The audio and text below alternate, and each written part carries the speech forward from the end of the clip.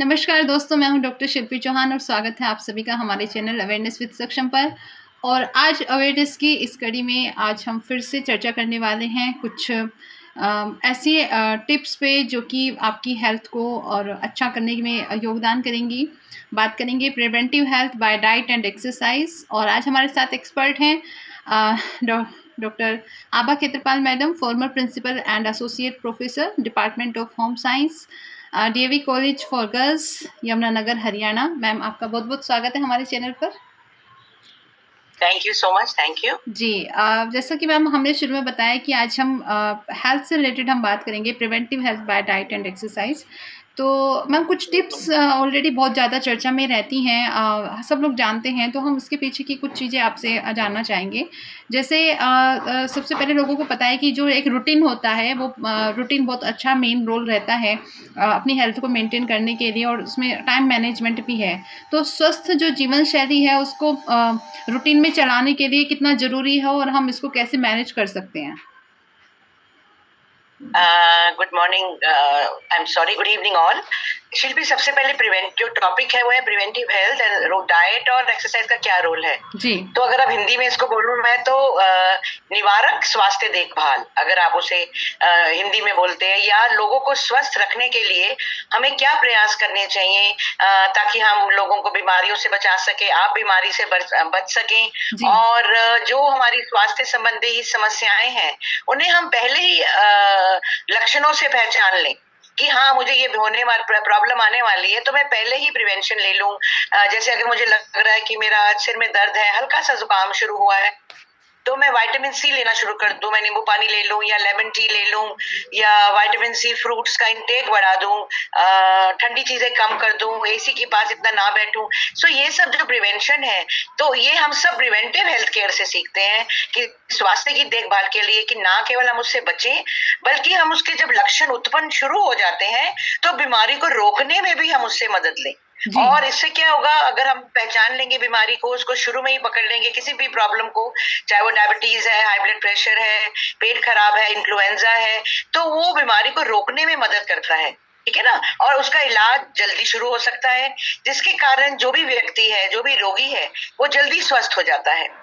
और जीवन शैली में सकारात्मक बदलाव बहुत जरूरी है ताकि हम स्वस्थ रहें, और इसके लिए हमें पौष्टिक और साफ भोजन लेना चाहिए, बाहर का जंक और प्रोसेस्ड फूड कम रखना चाहिए, तनाव प्रबंध करना चाहिए, और नियमित व्यायाम करना चाहिए। जैसे आपने कहा है, रूटीन होनी बहुत जरूरी है, कि सोने की भी रूटीन होनी चाहिए। अगर मैंने 6 से 8 घंटे सोना, तो ये नहीं कि एक दिन मैं 10 बजे सो रही हूँ, लाइट ऑफ हो गई, और एक दिन मैं 3 बजे सो रही हूँ, मैं रील्स देख रही हूँ या मैं टीवी देख रही हूँ।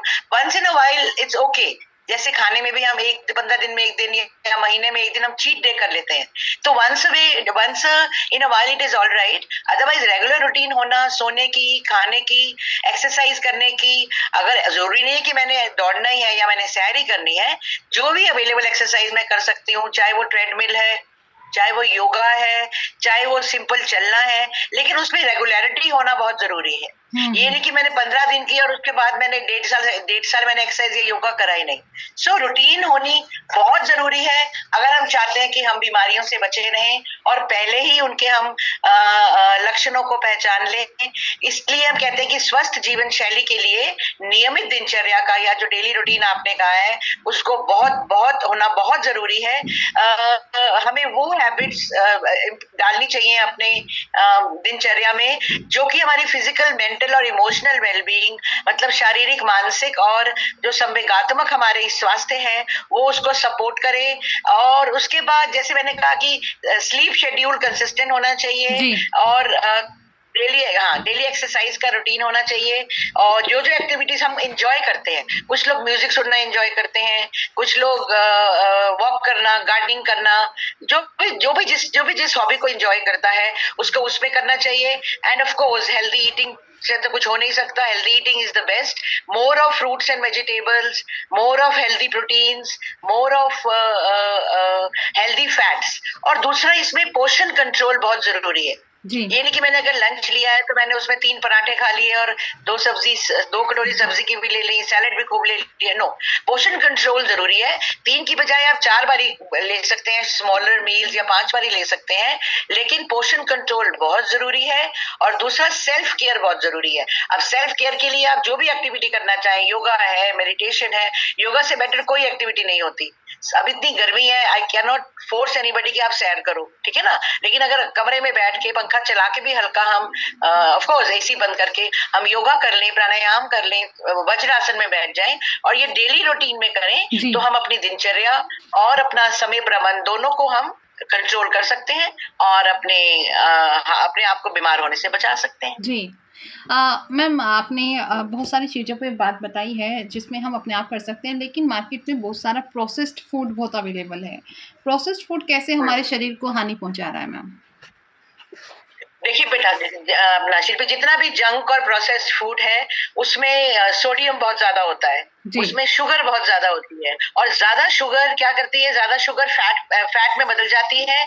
और अगर आप प्रोसेस या जंक फूड बहुत ज्यादा लेंगे, उसमें अनहेल्दी फैट्स हैं, तो सबसे पहले आप मोटापे से पीड़ित होंगे, जिसे हम ओबेसिटी कहते हैं, and then it will lead to diabetes. उसके बाद हार्ट डिजीज, कोलेस्ट्रॉल लेवल बढ़ेगा तो स्ट्रोक भी हो सकता है। कुछ तरह के कैंसर भी लिंक्ड है हमारी बॉडी में, पाया गया कि हाई कोलेस्ट्रॉल से कुछ तरह के कैंसर भी लिंक्ड है, और इंक्रीज चांसेस हैं कि आपकी किडनी डैमेज हो जाए, आप लिवर डिजीज से पीड़ित हो जाए। स्किन की हेल्थ के ऊपर भी इफेक्ट आता है। अगर मैं बहुत ज्यादा जंक फूड खा रही हूँ, बहुत ज्यादा बर्गर, पिज्जा और कोल्ड ड्रिंक बहुत ज्यादा ले रही हूँ, शुगर फ्री नहीं दूसरी कोल्ड ड्रिंक बहुत ज्यादा ले रही हूँ, तो डेंटल कंडीशंस भी आ जाती हैं, जैसे कैविटीज हो जाएंगी। उसके बाद बॉडी यूज टू अगर हो जाए, अगर रोज ही मैंने जंक फूड खाना शुरू कर दिया, तो दो बॉडी क्रेव करती है। अगर मैं रोज 6 बजे खाती तो मुझे 5 बजे क्रेविंग शुरू हो जाएगी, और अगर आप उसको नहीं खाएंगे तो क्या होगा, मूड खराब होगा, ना ही आप सो पाएंगे, ना घर से ढंग से घर में खाना खाएंगे। तो उससे फिजिकली, मेंटली, इमोशनली आप डिप्रेस्ड भी हो सकते हैं। आप अगर अपने आप को जस्टिस नहीं कर पाएंगे, अगर आप टू मच जंक फूड करेंगे, तो आप बहुत सारी हेल्थ कंडीशन से पीड़ित हो सकते हैं। पर एक अच्छी बात है, आजकल बच्चों में, बड़ों में, सब में अवेयरनेस है, ठीक है। जोमेटो, स्विगी, जेप्टो अपनी जगह है, लेकिन उनको ये भी पता है कि क्या हेल्दी ऑप्शन है। वो देखते हैं कि अगर मैंने पिज्जा ऑर्डर करना है तो मैं व्हीट क्रस्ट करूं ताकि उसमें चीज कम आए, मैं वेजिटेबल लोडेड वाला करूं, मैं ब्राउन ब्रेड का सैंडविच ले लूं जिसमें और सैलेड ऐसी लूं जिसमें ड्रेसिंग कम हो। सो आजकल अवेयरनेस भी बहुत ज्यादा है, ऐसी बात नहीं है, लेकिन कई बार क्या होता है कि पीयर प्रेशर होता है, हैबिट्स होती हैं, टाइम मैनेजमेंट नहीं होता, तो कई बार हम जंक फूड पे बहुत ज्यादा निर्भर कर जाते हैं, विच इज बैड। जी। मैम, ये आप सही बात कह रहे हैं कि अवेयरनेस तो है, बट हमें ये नहीं पता ना कि मार्केट में जो चीज़ अवेलेबल है हम तो उसको हेल्दी समझ के खा रहे हैं, लेकिन वो किस प्रोसेस से तैयार हुआ है, उसमें कितने केमिकल्स यूज़ हुए हैं, वो इतना इफेक्टिव है या नहीं है। जैसे कि सब्जियों की बात करें, हम ग्रीन वेजिटेबल्स बहुत शौक से खाते हैं, लेकिन उनको उगाने में जो केमिकल यूज़ हुआ है, पेस्टिसाइड्स यूज़ हुए हैं, वो तो कहीं ना कहीं हानिकारक ही हैं, बॉडी को कहीं ना कहीं नुकसान पहुँचाएंगे। खैर, ये एक अलग टॉपिक है। सॉरी शिल्पी, मैं बीच में बोल रही, इसी की मैंने अवेयरनेस कहा ना, you must read the label.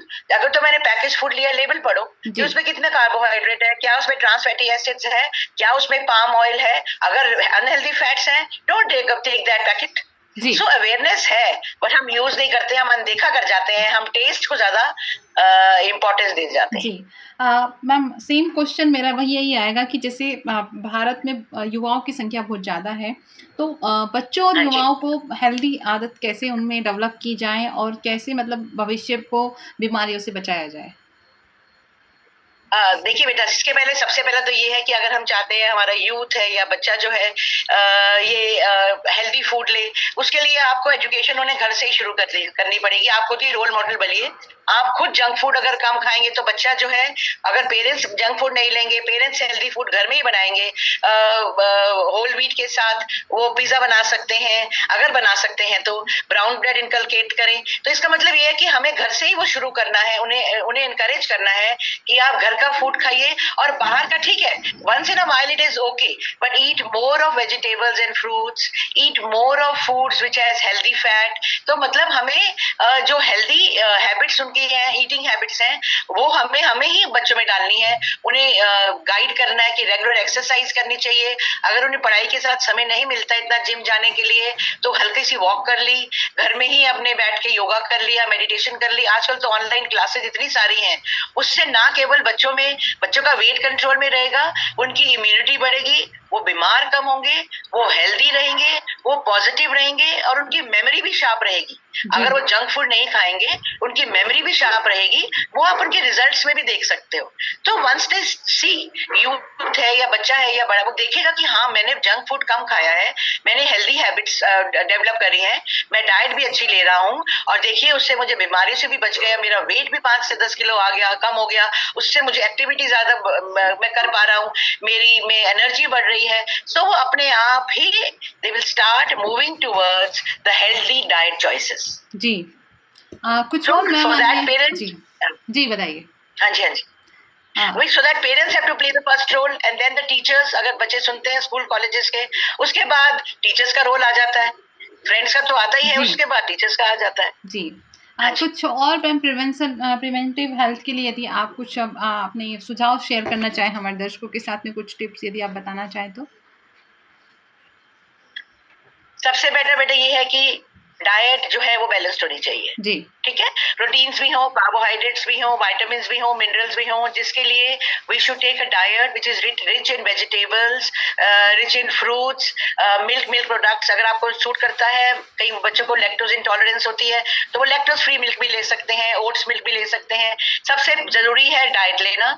दूसरा है रेगुलर एक्सरसाइज। ये एक्सरसाइज योगा भी हो सकती है, वॉक भी हो सकती है, जिम भी हो सकती है, ट्रेडमिल भी हो सकती है, मतलब रेगुलर फिजिकल एक्टिविटी।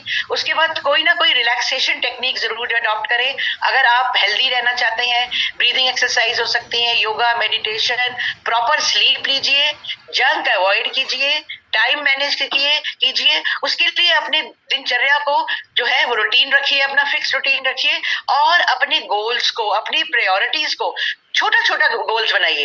ये नहीं कि मैंने गोल कर लिया कि मैंने 80 से 60 किलो आ जाना है, जो कि पॉसिबल ही नहीं होता। छोटा गोल बनाइए कि मैं 80 से 75 किलो आऊंगी। उससे क्या होता है कि once you achieve that goal, you feel happy. और उसके बाद क्या है, once you achieve a particular goal, you celebrate that कि अरे मैंने 10 किलो वेट कम कर लिया, let me go out today and eat well. और देन उसको बर्न कर लो, चाहे वो आपने बर्न कर लो कैलोरीज को, चाहे एक्सरसाइज करके, चाहे वॉक करके, जो आपको ठीक लगता है। सोशल सपोर्ट भी बहुत जरूरी है, फ्रेंड्स का, फैमिली का।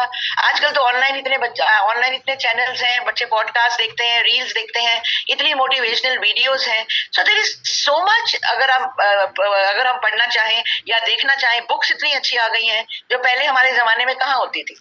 And everything is available online at the click of at one click आपको मिल जाता है जी। सो चाहे हमने अच्छा चॉकलेट खाने का मन करता है तो जरूर लीजिए, डार्क चॉकलेट खाइए, which is very healthy for the heart, good for brain, और आपका वेट भी नहीं बढ़ाता। आप ऑप्शंस लीजिए, आपको मीठे की क्रेविंग होती है, आप फ्रूट्स लीजिए। So another point is that you have to look for options. मुझे मीठे की क्रेविंग होती है, मैं उठूं और मैं पपीता ले लूं, या मैंने सेब खा लिया, या मैंने अनार ले लिया, या मैंने कीवी खा लिया, या कोई और फ्रूट जो भी, केला खा लिया। So you have to look for options. This is the most important thing. Give importance to diet and exercise. If you want to save yourself from diseases, if you want to improve your immunity, and you want to get a wake-up call कि something is wrong, look after your health.